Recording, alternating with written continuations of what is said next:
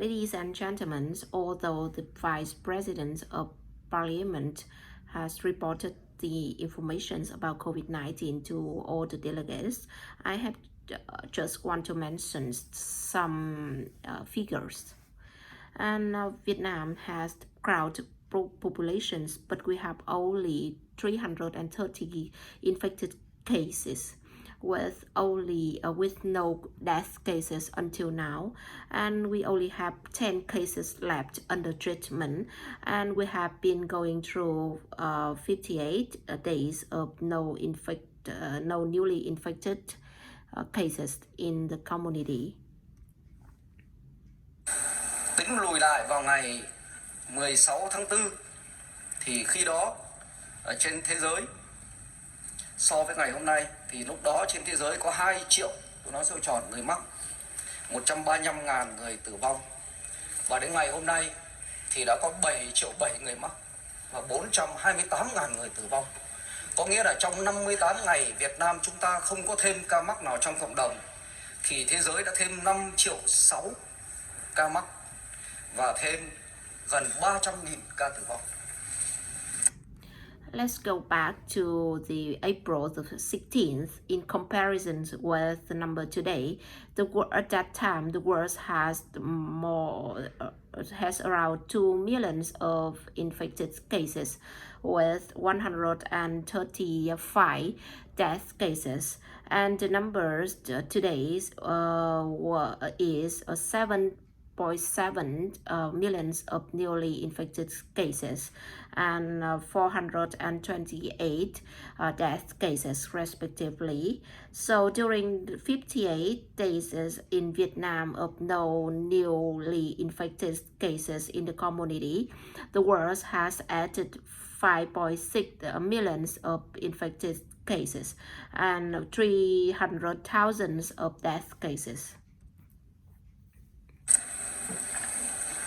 Và ngay ngày hôm qua, 24 tiếng đồng hồ qua, thì trên thế giới có thêm 130.000 ca nhiễm và 4 trên 4.000 ca tử vong. Đã có 16 nước có trên 100.000 ca nhiễm, 59 nước có trên 10.000 ca nhiễm và 122 nước có trên 1.000 ca nhiễm. Việt Nam chúng ta hiện nay đứng thứ 155 quốc gia vùng lãnh thổ về số ca nhiễm, và chúng ta là một trong 30 quốc gia và vùng lãnh thổ chưa có người tử vong trong tổng số 214 quốc gia và vùng lãnh thổ có người nhiễm. Và đương nhiên với dân số của Việt Nam thì hơn 100 triệu. Yesterday, only in the last 24 hours, and the world has added more than 130,000 cases of newly infection and more than 4,000 of death cases. And there were 16 countries which has more than 100,000 of infected cases, 59 countries which has more than 10,000 of infected cases, and 122 countries which has more than 1,000 infected cases. And Vietnam is at the 155th place of countries and territories which has infected cases of COVID-19, and Vietnam is one over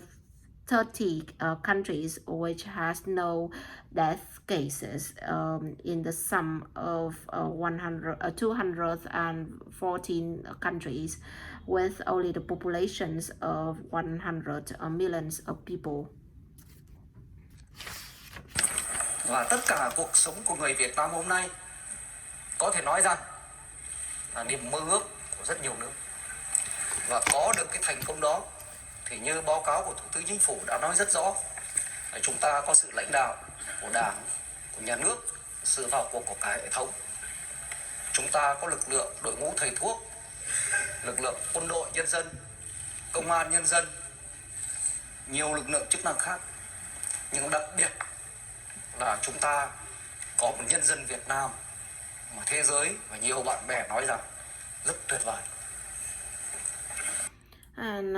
it can be said that all the lives of Vietnamese people are the dream to all the people from all over the world. So this success, according to the reports of from the prime minister and the governments, is due is due to the leaderships of our party, our government, and all the systems involved with the medical forces, the military and the policeman forces, and all other forces. But especially, we have wonderful Vietnamese people as called by the friends from all over the world. Chúng ta đạt được những thành công đó bởi vì từ ban đầu thì với tất cả sự khiêm tốn của người Việt Nam, chúng ta từ khi bắt đầu nhen nhúm có căn bệnh mới này ở Trung Quốc, lúc đó còn chưa biết tên con virus, chưa đặt tên dịch bệnh, thì Việt Nam, chính phủ, Thủ tướng Chính phủ đã chỉ đạo ngành y tế từ tháng 12 đã tham vấn với các tổ chức quốc tế, đã lên một kế hoạch để chống dịch rất căn cơ, rất bài bản, theo đúng nguyên lý chống dịch và đúc kết kinh nghiệm của các đợt chống dịch trước đây. Và lúc đó tôi còn nhớ những văn bản đầu tiên thì gọi là chống bệnh dịch mùa đông. Và Việt Nam chúng ta cũng là một nước đưa ra các giải pháp sớm hơn một bước và cao hơn một bước so với khuyến nghị của các tổ chức quốc tế. Và lúc ban đầu phải nói rằng cũng phải thuyết phục. So to obtain this success nowadays, from the very start with the modesty of Vietnamese people, from the days in which there were only a few cases in China, and we haven't got any information about the virus, and we haven't named the epidemic. The governments directed the health system from December to consult with the international organizations to form a well-organized plan to fight against COVID, and followed by the principles of fighting the epidemics with the long-standing experience from the very old days. And I remember that in the very first documents of fighting the epidemics, we called the epidemics with the name of winter's epidemic. And Vietnam is the countries which give solutions in a very earlier and at the higher level than any other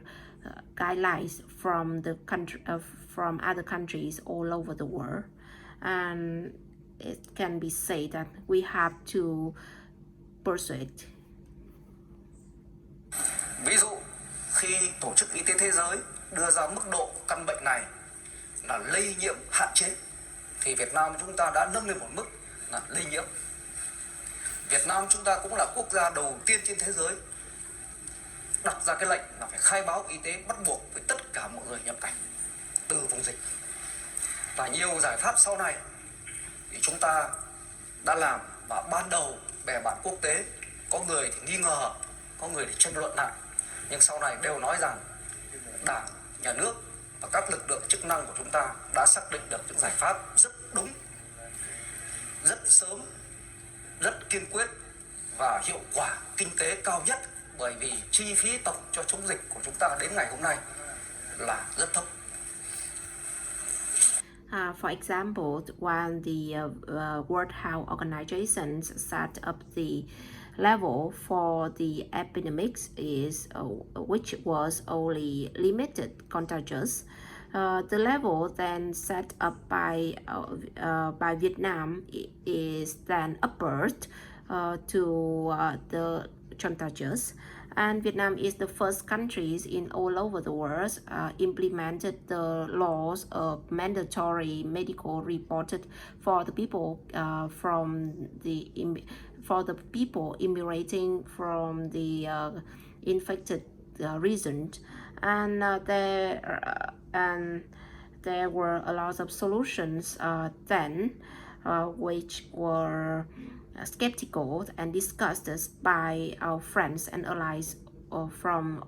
other countries, and then they had to fully agree with our fully agree that our party and the governments to identify the solutions early and accurate and reach the highest effective highest economic effects. And until now, the summary cost for combating COVID-19 is still low.